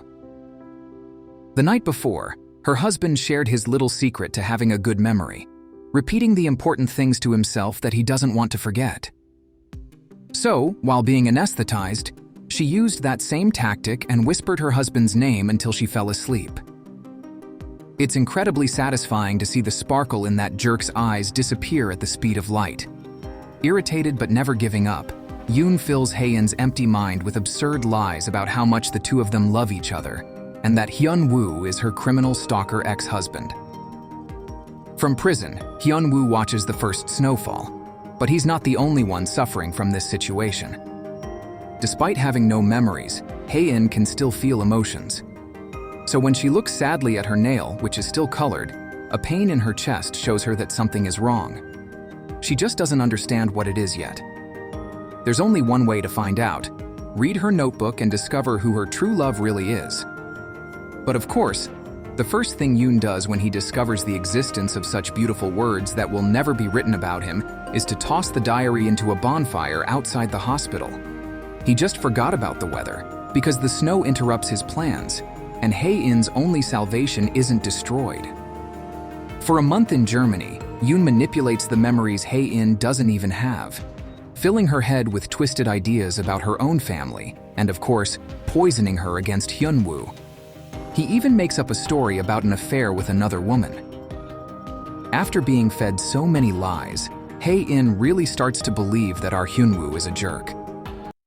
But even so, Yoon can't get close to her, because she, despite having no memories, feels uncomfortable around him, and involuntarily treats him like a stranger, no matter how many lies he tells about them being in love. When they return to Korea, not even the Hong family can pull Hae-in away from the scoundrel, because her perceptions of them have been completely warped. Yoon used half-truths to base his lies and make her think she can't trust anyone but him. To make things worse, he informs her that he's already planning their wedding, and in an attempt to protect Hae-in from his crazy mother, he threatens her with the video of the president's poisoning, which the hidden camera recorded. In prison, Hyun-woo realizes that the evidence presented to incriminate him is so blatantly contradictory that it's almost laughable. When he is deported, it's time for everyone to join forces and act. The lawyer friends and the Hong family work together to find evidence that will expose the false accusations. Meanwhile, Hae-in can't sit still and is almost exploding with curiosity about the so-called dangerous ex-husband. And even though her intention in visiting him in prison is to meet the enemy, the tug at her heart when she sees him doesn't lie. She was expecting a dark villain, a smooth-talking scoundrel. But what she finds is a sweet man who cries when he sees her, who promises not to give up being by her side, and who only asks her to take care of her health as he's dragged away when the visit ends. All of this shakes her deeply and makes her realize the stark difference between the concerned Hyun-woo and the desperate, controlling Yoon. This is a good thing because the nagging feeling in the back of her mind begins to grow, leading up to Hyun-woo's trial. And as always, since Yoon is incompetent, the hired hitman left a bunch of traces behind, making it easy for the good team to prove that Hyun-woo is innocent. It's glorious to see that scumbag watching his downfall live, growing even more stressed as his mother moves to remove him from the presidency of Queens. As things go from bad to worse for the villain, they only improve for the other side. Fortunately, Hae-in's walking hard drive, her loyal assistant who knows everything about her boss and friend, steps in. Not only did she let Hae-in think she was a kind soul rather than a ruthless, remorseless boss, but the dear assistant also gets involved in the antics of her memory-lost friend. That's what I call friendship. Who else would squeeze into a little car when their friend wants to secretly watch their husband being released from prison? So, there they go, the two of them following him for Hae-in to figure out what kind of person this dangerous enemy is. Dangerous, only if it's for her heart, which keeps racing as she notices how loved he is by everyone. Despite having the power to end all the lies in a simple summary, the secretary has a job to protect. And since she can't spill the beans directly, the clue she leaves is essential. Your heart is where your body takes you. And look where she is, squatting by the wall of her ex's house. After celebrating Hyun-woo's release, Da-hae finds herself in deep trouble. It's the consequence of helping him with evidence of the 2 trillion fraud committed by the evil duo. Now, she's marked for death, but a certain expert cyclist and natural-born boxer, Soo-cheol, who worked hard to learn how to protect his family, isn't going to let it slide. Even though he gets beaten up, Soo-cheol finds the strength to fight back, delivering punches that only rhinoplasty can fix. He's battered and nearly unconscious, yes, but never alone again, because his wife is there, saved, to tell him she loves him. Love is also in the air at the office, although Hae-in doesn't understand and tries to avoid the inevitable. Of course, it hurts to see her ask Hyun-woo to quit his job because she feels a bit uncomfortable. But it's also hilarious watching her think she's being seduced, when in reality, it's all because her purse got stuck on the chair. After we laugh at her embarrassment, we discover that pre-surgery Hae-in had a brilliant plan B of her own, because she arranged a meeting for herself and Hyun-woo at the aquarium where she was proposed to. Watching the promises they recorded for the future in the completely empty place leaves her astonished. But even with all the physical evidence, she still struggles to accept that Hyun-woo is her love, due, of course, to the brainwashing she's endured. Hyun-woo tells her it's fair for her to be cautious. But then he advises her to doubt Yoon as well, and she takes the advice seriously. Not only does the scoundrel not have the scar on his hand from the accident in Germany, which Hyun-woo does, but she also sees the recordings of the attack on her grandfather on Yoon's tablet. Now it's clear who the real liar is. Her suspicions are fully confirmed when Hae-in pays attention to a package that arrives at her house. It's the diary rescued from Germany, containing the answers to her doubts.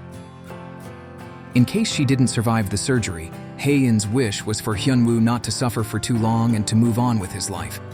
She would try not to get too jealous. But since that fortunately didn't happen, she reads the part about him being her one and only true love, always and forever. When she realizes that he's staying strong, just as she asked, her uncertainties dissolve into tears.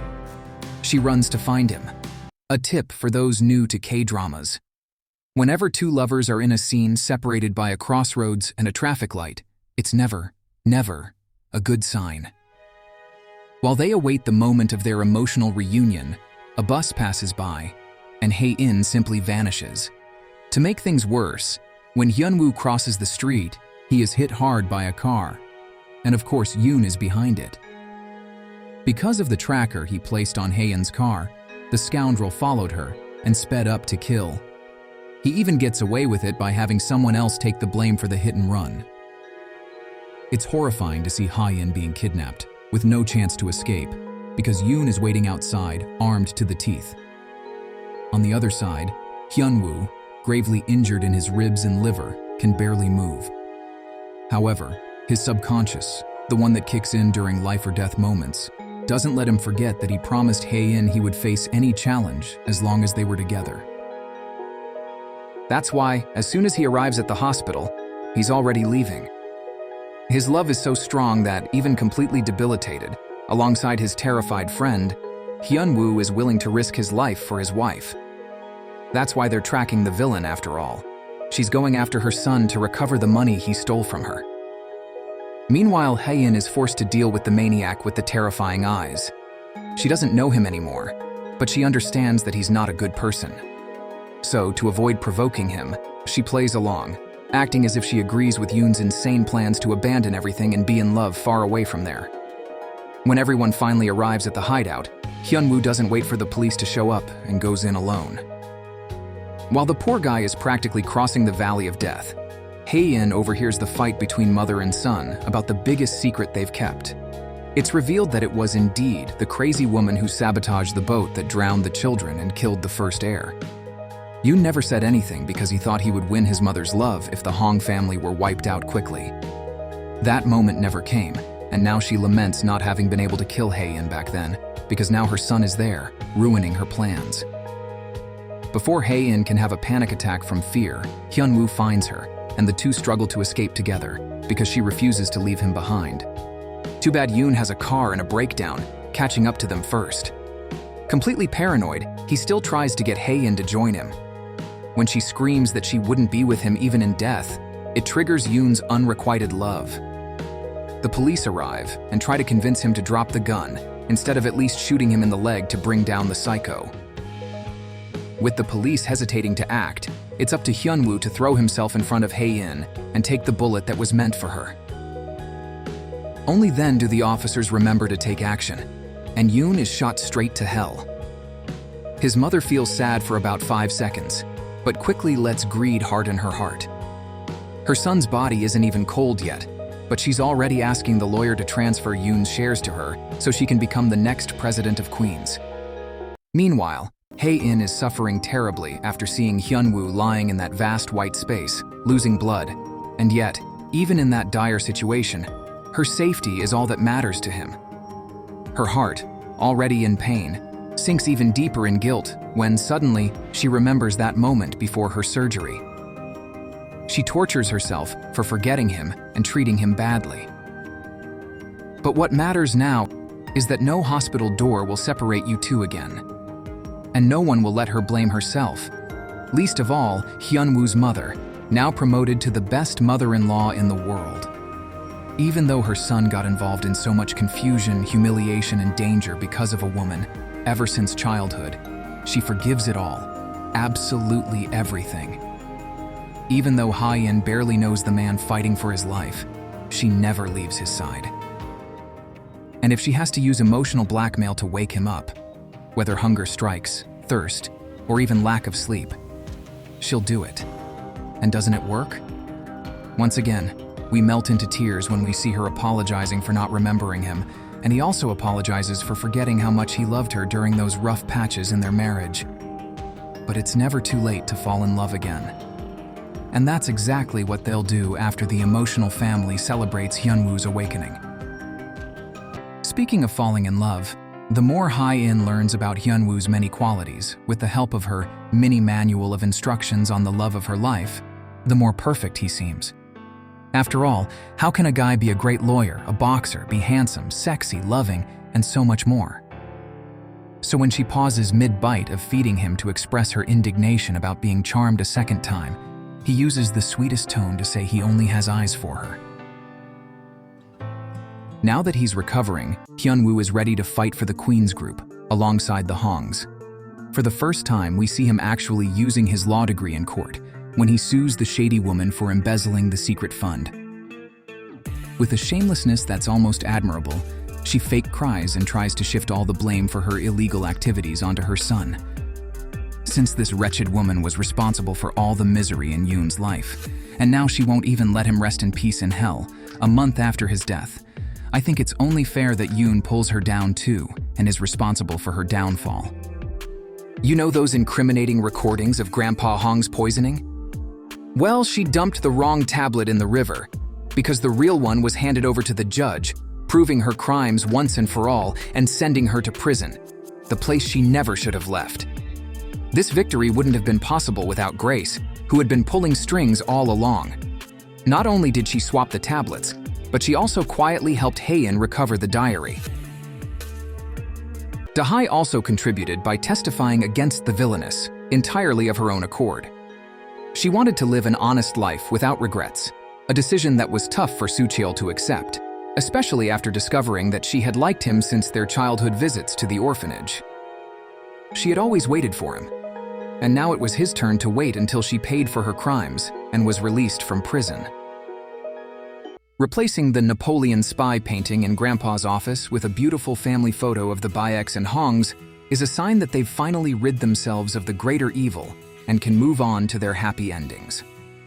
The Hong family is gloriously reintegrated into the Queen's group, and the disinherited uncle, who returned to help his siblings and avenge his father, is not only reinstated, but also becomes the new president.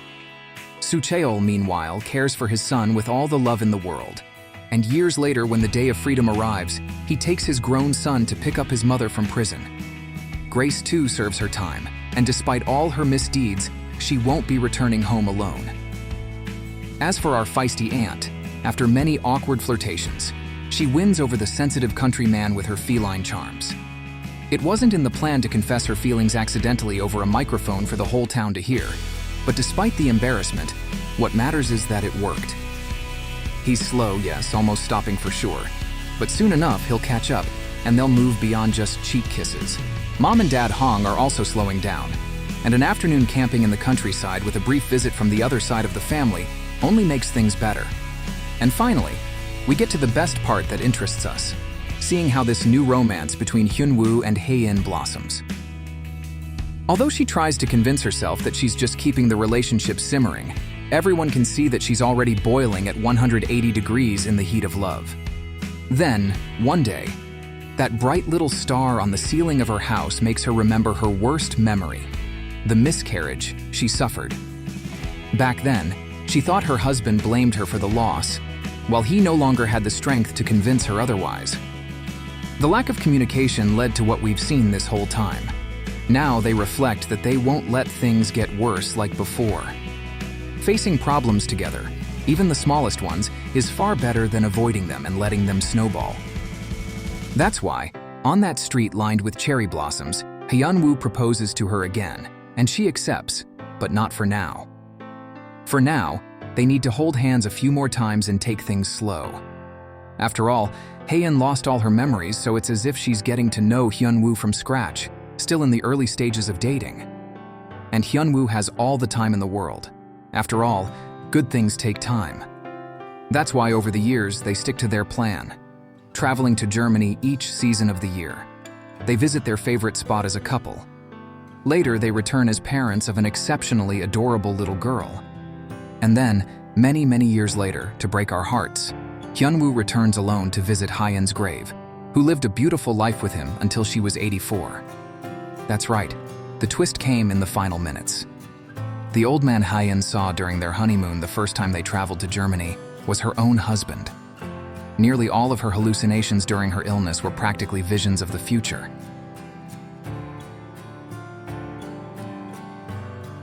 Now Grandpa Hyun-woo realizes they fulfilled all their vows, in joy and in sorrow, in sickness and in health, in wealth and in poverty, until death did them part.